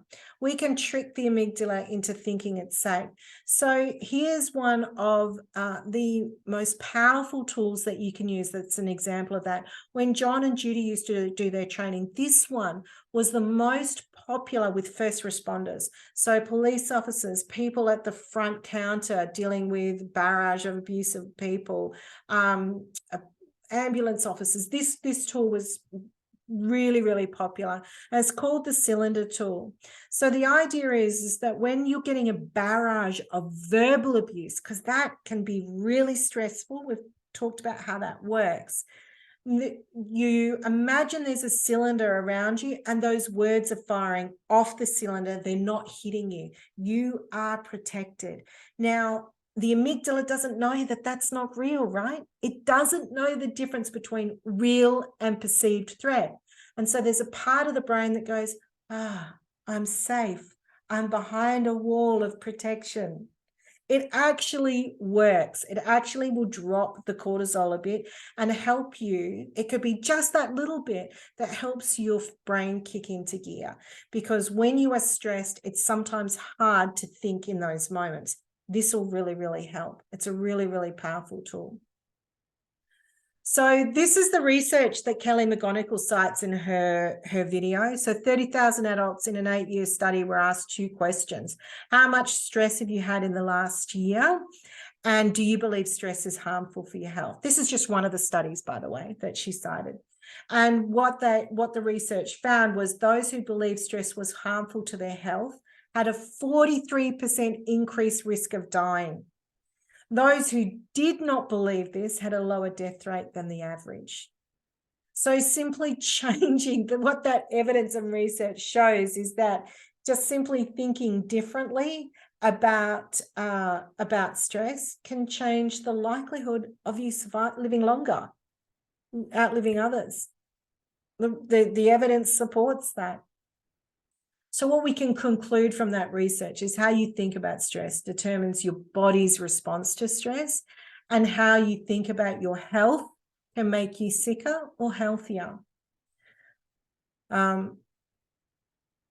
So this further edifies that thoughts are real forces. How we think can impact upon our ability to manage stress.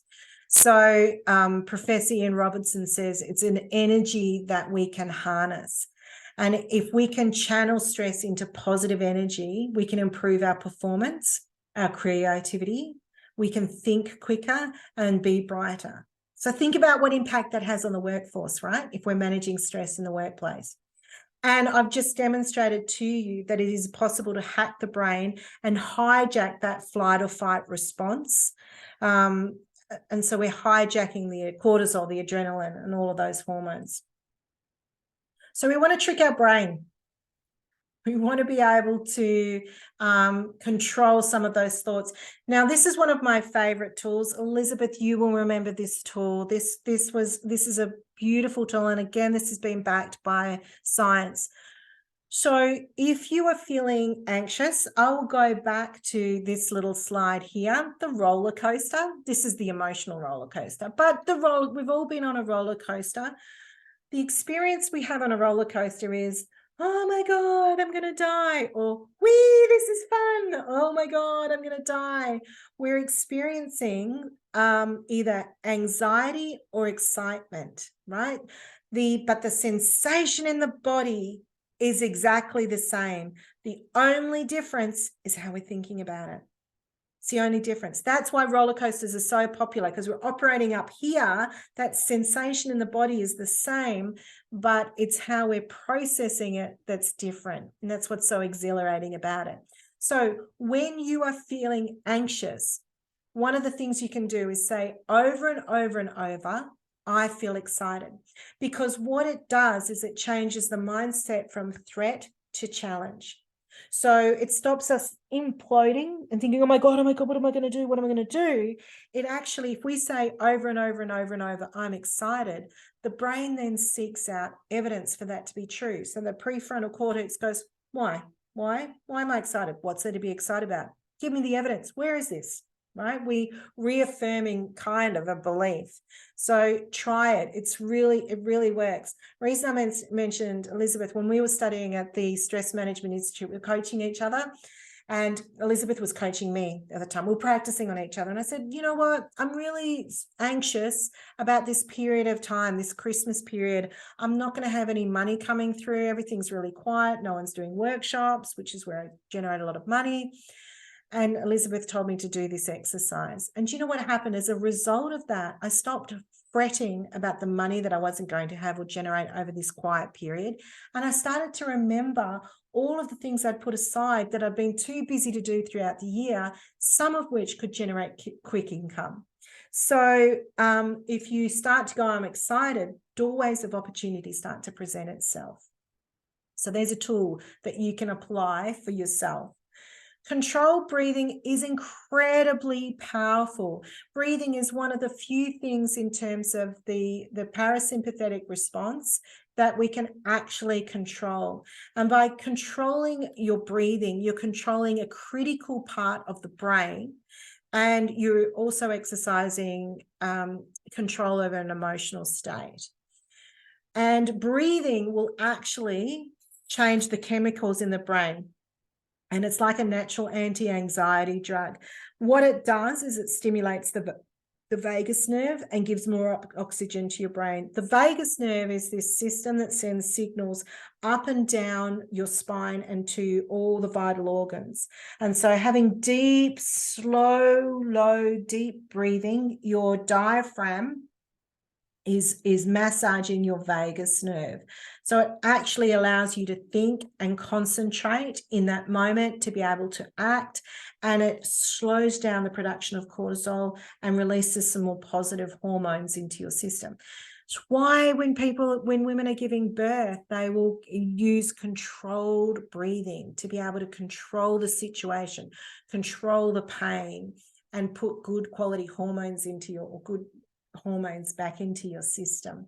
So because we do it every day, we undervalue it, but controlled breathing is really, really powerful.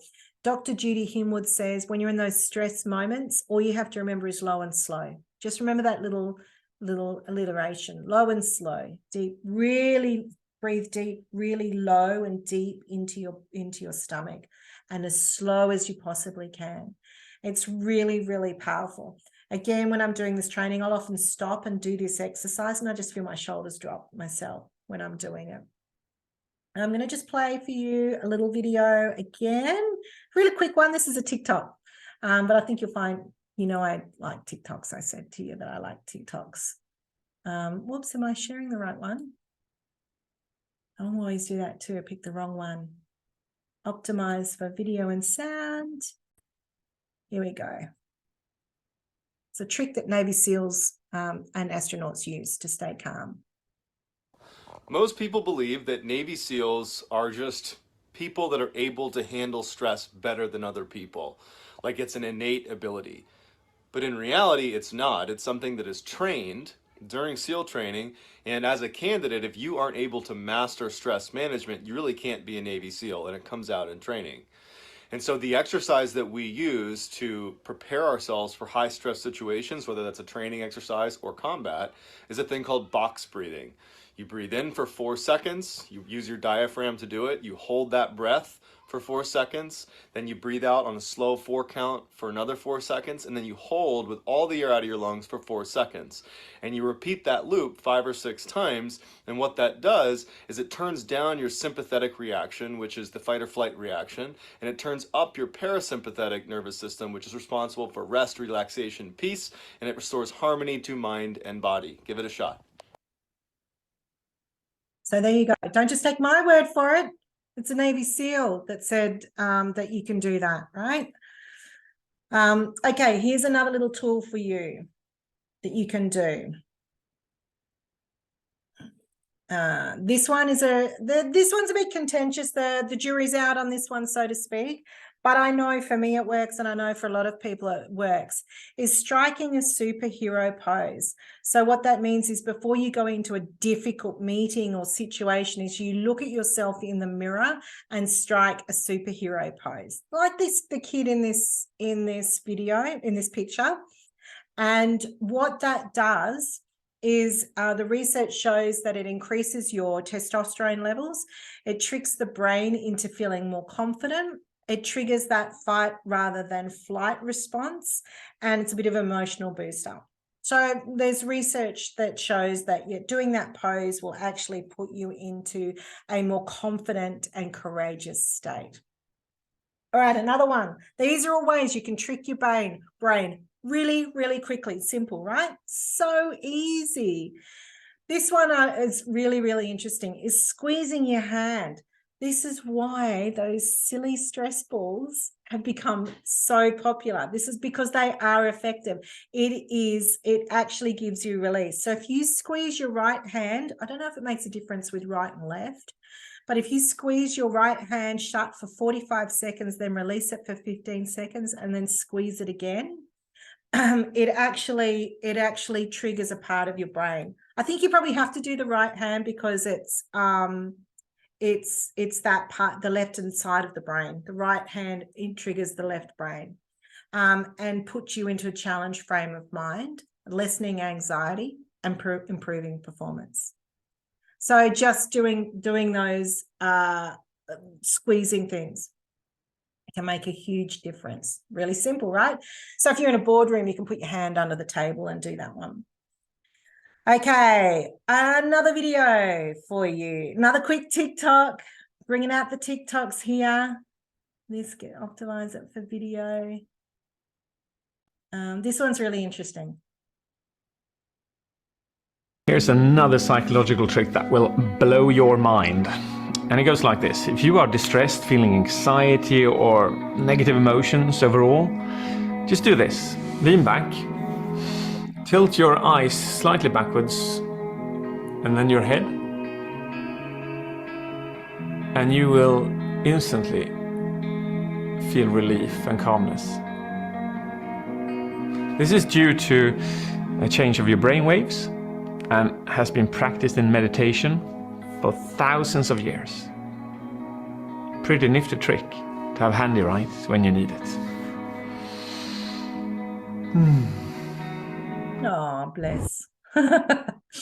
What's really interesting about that one is that this is why in the Sistine Chapel, they have that beautiful painting, because it's forcing people to put their heads up. Yes, we're contemplating God and all of that, but it's putting people into that relaxed and enlightened state, which they feel is divine intervention. But we now know there's a bit of science behind it. So that is what, and it's been used in meditation. So interesting, isn't it? That there's now evidence behind some of the spiritual practice that manages our stress. Not to say that there's not spiritual things that happen as well, but my disclaimer there. Okay, just coming back to the slides here. Move on to the next one, and I know I'm not sharing. I will share those now. Okay, we're on the home stretch, guys. We're nearly there. So continually using low stress pathways recanalizes your brain pathways. And it's one of John's great sayings, is it's just about obviously changing the way that we're using our brain to control that cortisol in our system. And if we can reduce the cortisol, then we can increase all of these positive hormones into our system. So we can, reducing some of these and increasing these is where the balance comes into play. So oxytocin is the bonding one. Serotonin comes from smiling, feeling happy, finding things to laugh about. Dopamine is the motivation one. Endorphins come from laughing as well. And endocannabinoids, I cannot say that one. That's a tricky one to say. So if we can increase those positive hormones, it'll slow down the cortisol as well. Okay, so one of the other things that is evident that we know is really strong for those that are resilient is feeling comfortable with asking for help. Now, in a professional environment, too often people are afraid to ask for help because they feel that it's a reflection on their professionalism. So what I help people do is to gain clarity around where their boundaries and limitations are so that they can ask for help. There was research that was done at the Betty Ford Centre with kids that had survived traumatic upbringings and those that had a positive outcome and those that didn't. And for those kids that had a positive outcome, it was because they were very comfortable with asking for help. They knew who to ask for help with, and they were good at helping others. And what we know with stress as a stress response, oxytocin is also produced when we're stressed because it compels us to reach out, connect with other people. And it's a way that we survive. So asking for help is not a weakness. It is actually what is used by people that are resilient. So we just have to get good at doing it and knowing when to do it. And that's a key feature for resilient people. So the goal here is to find a whole strong you. I've given you a few tips. I've given you some ideas on where the stress comes from and what impact it can have on your profit and your productivity. We want to utilize some of those tools. Now, they're only just little simple things that I can give away. There's obviously a lot more to it. As I said, we're only scratching the surface. Really wanted to share with you the impact and what we know about stress. So you've got some strategies to move forward. But I also want to give you some other tools that you can do after this webinar, okay? I don't want to just quickly smash out some tools with you. I want to look at what else we can do. So hopefully you've got a pen handy. If you don't, this will come out in the email after the webinar. For anyone that's watching the replay, you will have it in the email as well. So what you can do is take the Resilient Leader Score app. So what this is you will be asked 25 simple questions, and you'll get your own personal scorecard that will tell you how you score against 5 key principles of resilience. And this is what we've seen through all of this research. We're looking at what are some key principles that make up a resilient leader. So it's free. You can take that scorecard and it will give you a result. It'll give you an outcome. The other thing you can do is, if you want to, you can also book in a call with me. That's my mobile number there, but I will also, sorry, I thought I was going to be able to copy and paste it into the chat, but I can't. You can also, in the email, there'll be a booking link where you can book a call with me as well at a time that works for you. So you can message me or call me, and I can book in a strategy session with you. There is no charge. It is about looking at what solutions we have that might work for you, that will help you in terms for your personal needs. We look at what framework is going to work for you. You can take on board what I'm saying. You can choose not to. If you want to keep working with me, we can talk about that, but there's no pressure. This is a free option for you to be able to look at what strategies might work for you. There's also some training, online training that you can do. So there's some free online courses and some paid courses as well, where you can just at your own pace, self-directed learning that will take you through some of the learning that I've shared with you today. This one's a really lovely one that was developed by Dr. John and Judy Hinwood, which is just, I think there's 97 lessons. So the idea is it's just a lesson a day, something to focus on that will help build a practice of emotional resilience. So that is one that you might like to consider. And these ones are more about your mindset and changing those thoughts that you have in daily process.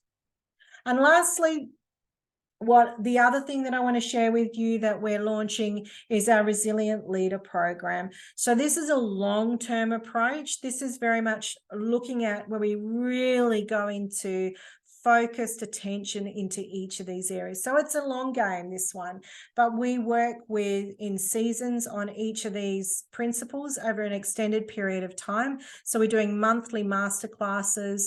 We have self-directed online learning. We've got a personalized coaching portal for participants that will track and monitor your success along the way. Plus, it's a collective of like-minded people involved in it. Plus, we have a retreat each year at the end for everyone to come together to do intensive learning, which is all included in that program. So that's a real intensive that will create significant change and impact. So if you want to know more about that, you can drop me an email or come back to me on that one as well. So for you, what I would like you to do is to write down these 4 words: start, stop, change, and continue.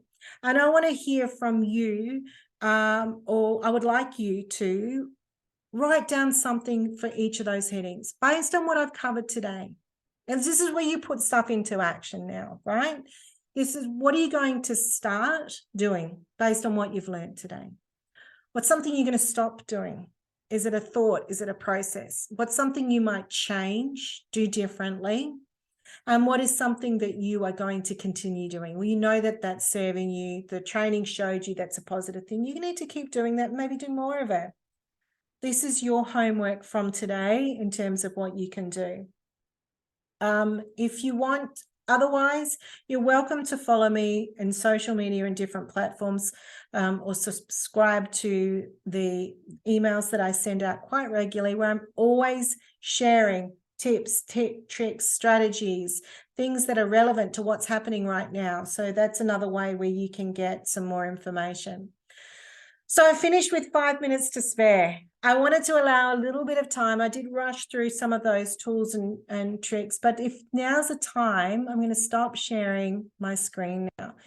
For those that are still on the call, if you've got any questions, you're more than welcome to open up your mic and ask me anything based on what I've covered. Or, Elizabeth, I don't know if you've got anything you want to share based on what I've covered, any other insight that you would like to share, your own experiences.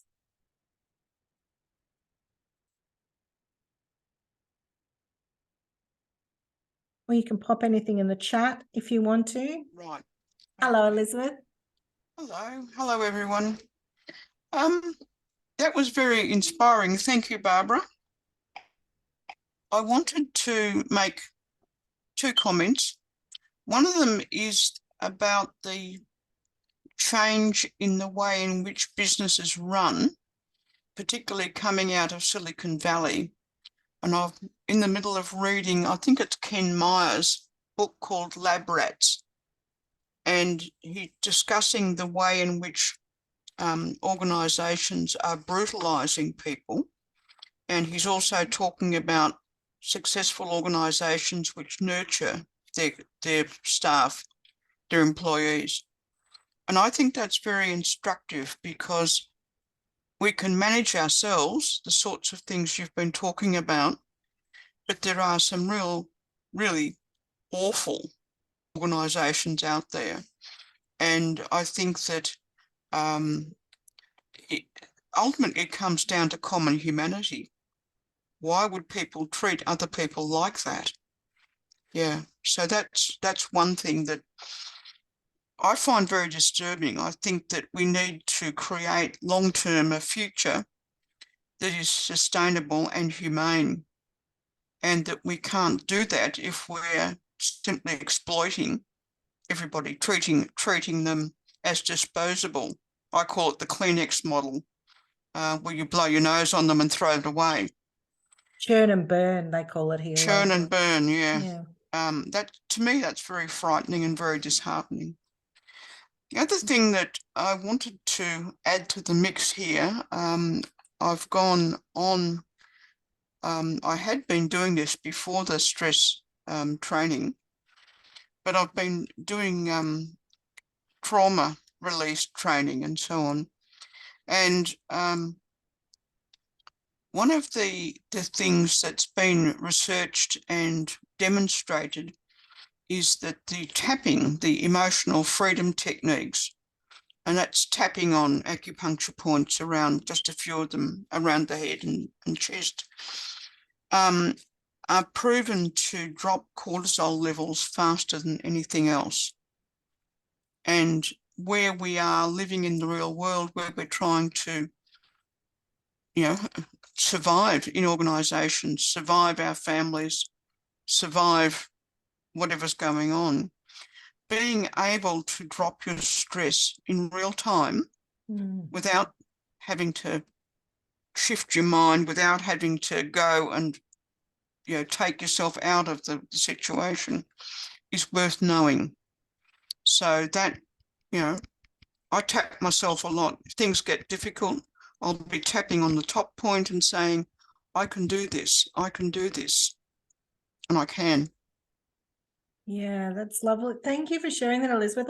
I recently attended a federally funded program specifically for rural leadership and resilience. It was a resilience program. And this presenter was talking about the holding of your hands. It's that physical touch, isn't it? It's like and he was talking about oxytocin. Yeah. And it's the self-nurturing, having that. And it's also that I can imagine too, I mean, I'm no expert, but stimulating you as well. So it's probably stimulating the vagus nerve as well.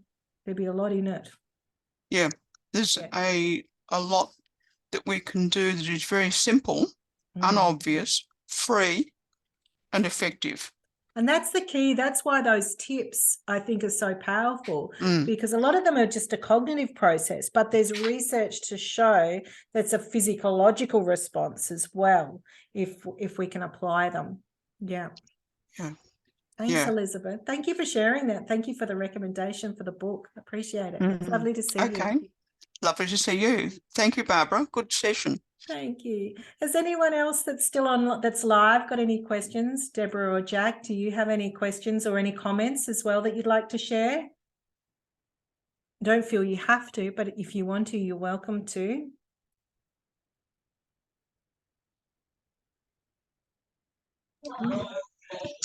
Hi, Barbara. I really appreciate your time today. I missed half of it, just juggling children, but I look forward to watching the recordings.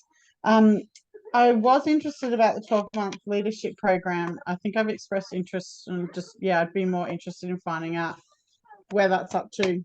Yes, Via Deborah. email.